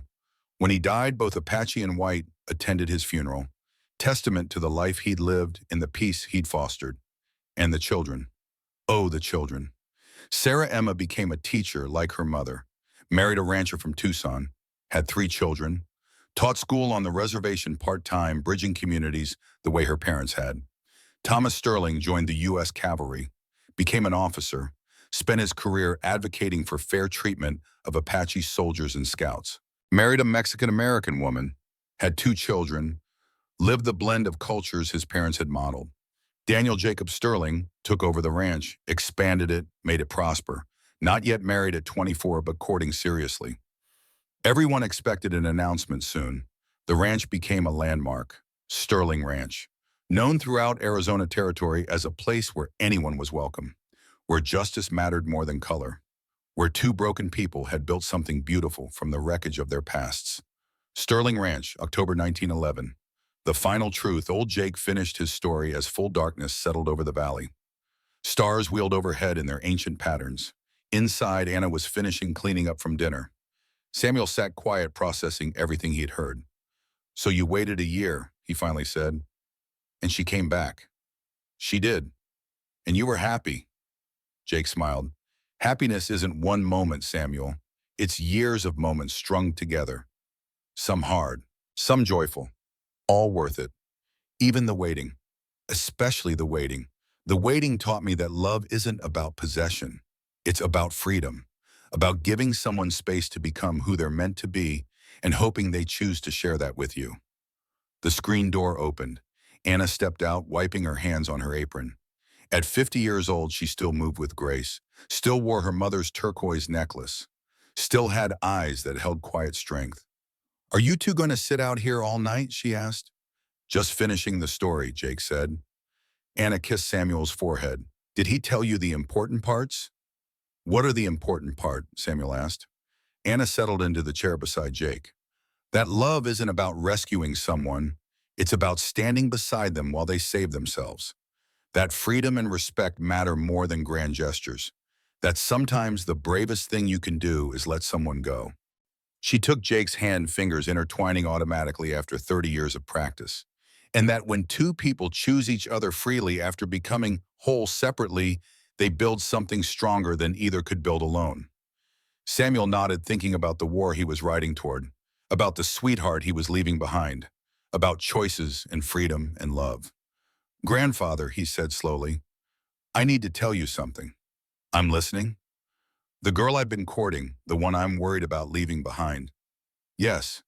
Her name is Caroline Greyhawk." Jake and Anna both went still.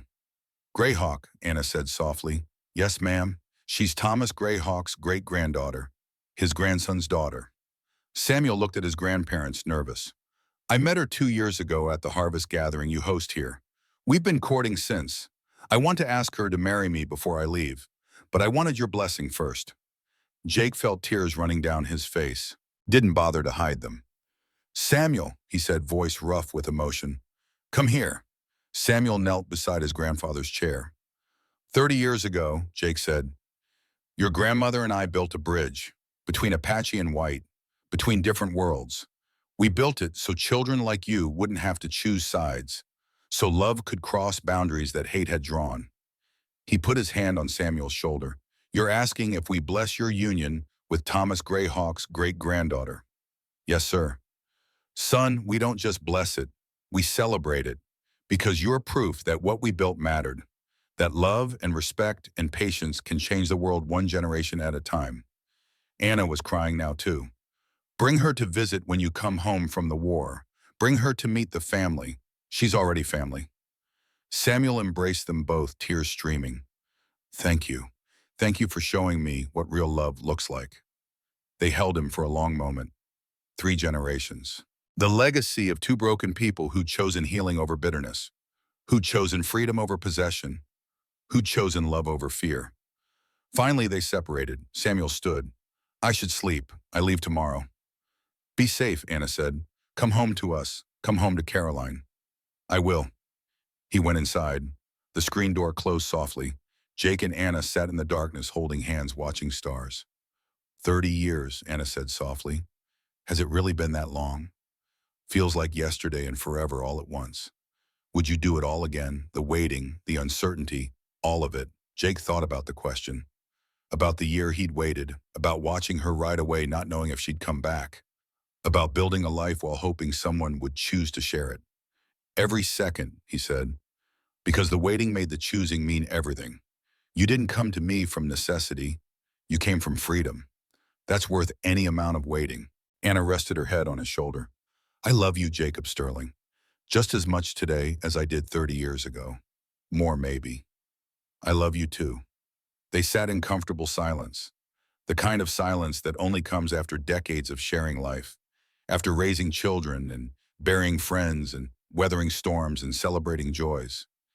After learning that love isn't a feeling that comes and goes, it's a choice made over and over, day after day, year after year. A choice to stand beside someone, to give them freedom, to respect their strength, to build something together that honors both people instead of diminishing either. That was the legacy. That was what they'd pass to Samuel and Caroline and the generations yet to come. Not that love was easy, but that it was worth it, worth the wait, worth the work, worth everything. What are you thinking about? Anna asked. Sarah and Emma, Jake admitted, wondering if they'd be proud of the life I built after losing them. Anna squeezed his hand. They would be, because you honored them by living, by loving again, by refusing to let grief destroy who you were meant to be. You think so? I know so because I read Sarah's diary, the one you showed me that first year. She wanted you to live Jacob. You did exactly what she asked. Jake nodded, peace settling over him. Inside the house, he could hear Samuel moving around, getting ready for bed, preparing for the journey ahead. Tomorrow the boy would leave for war, would face the same uncertainties Jake had faced 30 years ago, would make his own choices about love and duty and honor. But he'd go with something Jake hadn't had at that age. He'd go with the knowledge that love could survive distance, could survive time, could survive anything if both people chose it freely and respected each other's strength. That was enough. That was everything. Come to bed, Anna said, standing and pulling Jake to his feet. Tomorrow comes early. They went inside together, turning off the porch lamp. Darkness settled over Sterling Ranch like a blanket. But it wasn't empty darkness. It was the darkness of a home filled with love and memory and legacy. The darkness of a life well lived and a love well earned. And somewhere in that darkness, two broken people who'd healed together slept peacefully, secure in the knowledge that they'd built something that would last long after they were gone. A bridge between worlds, a testament to patience, a legacy of love chosen freely. That was their story, and it was enough.